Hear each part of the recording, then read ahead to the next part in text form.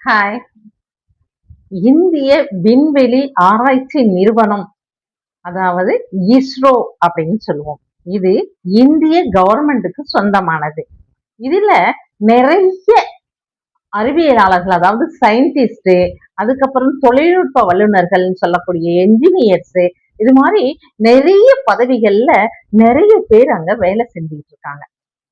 இவங்கள் எல்லாம் சேர்ந்துதான் புதியதா ராக்கெட் செய்யறது, செயற்கைக்கோள்கள் செய்து விண்ணுக்கு அனுப்பி ஆய்வு செய்துகிட்டு இருக்காங்க இந்த இஸ்ரோ நிறுவனத்தில் பணிபுரியும் அத்துணை பேரும்.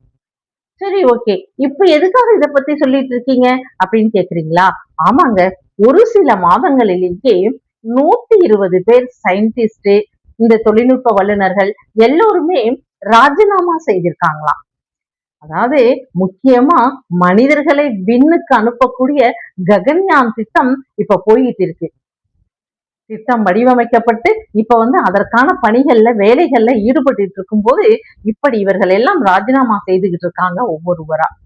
இதற்கு என்ன காரணம் அப்படின்னு பார்த்தா, சென்ட்ரல் கவர்மெண்ட் தனியார் நிறுவனத்துக்கிட்ட இந்த மாதிரி விஞ்ஞானத்துக்கு, அதாவது அறிவியல் சார்ந்த விண்வெளி சார்ந்ததுக்கு தனியார் நிறுவனங்கள் இங்கே பணியில ஆற்றலாம், அதாவது இந்திய கவர்மெண்டோட சேர்ந்து வேலை செய்யலாம் அப்படின்னு சொல்லியிருக்காங்க. இதனால என்ன ஆச்சுன்னா, அந்த தனியார் நிறுவனங்கள்லாம் ஸ்டார்ட் அப் நிறுவனங்களை ஆரம்பிச்சிருக்காங்க.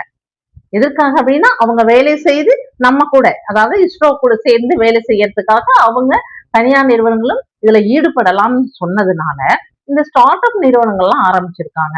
அதற்காகத்தான் இந்த சயின்டிஸ்ட், இந்த இன்ஜினியர்ஸ் இவங்க எல்லாம் இங்கிருந்து அங்க வேலைக்காக போறதுக்காக இங்க ராஜினாமா பண்ணியிருக்காங்க.